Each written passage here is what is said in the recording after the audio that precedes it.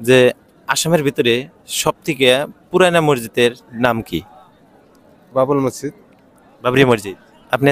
বাবরি মসজিদ বাবরি মসজিদ কোন জায়গায় আছে? দিল্লি আছে। আমি বলছি যে আসামের ভিতরে আর কি। আসামের ভিতরে না কোন মসজিদ কোন মসজিদ বাবুল মসজিদ তো পুরান মসজিদ আসামের ভিতরে। হ্যাঁ, বাবুল মসজিদ পুরান মসজিদ ওই তো আসামে পড়ে না। আসামে পড়ে না। অযোধ্যা মানে দিল্লির অযোধ্যায়। এখানে কোনখানে তো জানা নাই আর কি। ঠিক আছে, সব প্রশ্ন মানুষের জানবো। তো আসামের ভিতরে সব থেকে পুরানা মসজিদের নাম কি? এটা তো কয় হলাম না। ঠিক আছে, আমরা শেষে বইলে দেবো। ঠিক আছে, শিখবার পাবেন ইনশাআল্লাহ। আপনি জানেন কি? আপনি আসামের ভিতরে যত মসজিদ আছে তার ভিতরে বর্তমান যেগুলো মসজিদ আছে তার ভিতরে সব থেকে পুরানো মসজিদ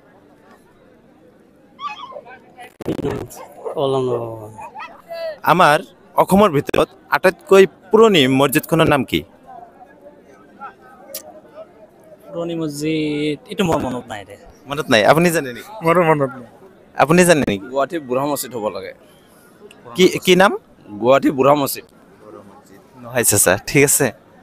যে আসামের ভিতরে সব থেকে পুরনো মসজিদের নাম কি? বাবর মসজিদ। বাবরি মসজিদ। বাবরি মসজিদ কোন জায়গায় আছে? দিল্লি। তো অযোধ্যায় বর্তমান না? তো যাই হোক, বাবরি মসজিদ হলো কি আসামের বাইরে আর কি, অন্য স্টেটে পড়ে আর কি। তো আসামের ভিতরে আর কি সব থেকে পুরনো মসজিদ পারবেন না? আপনার আইডিয়া আছে? না না, সম্ভব না।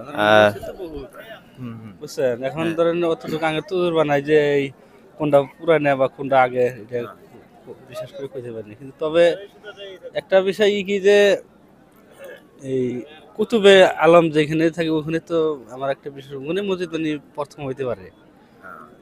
তার মানে খাজা বাবা মানে দিন আর কুতুবে আলম আর বাবা বগদাদি, এই তিনজন মানুষ আগে এই ইন্ডিয়া তারা আইসা মানে করছে। ঠিক আছে, যে আসামের তো বাসিন্দা আপনি? হ্যাঁ আসামের বরপেটা জেলার। হ্যাঁ, তো আসামের ভিতরে সব থেকে পুরানা মসজিদের নাম কি? আসামের সবচেয়ে পুরানা মসজিদ এই ধুবড়ি পানবাড়ি মসজিদ।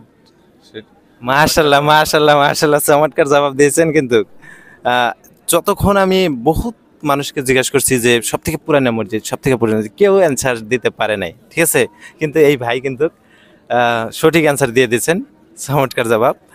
আমি কিন্তু খুশি হয়ে গেছি। তো পরবর্তী প্রশ্নতে যাই আমি।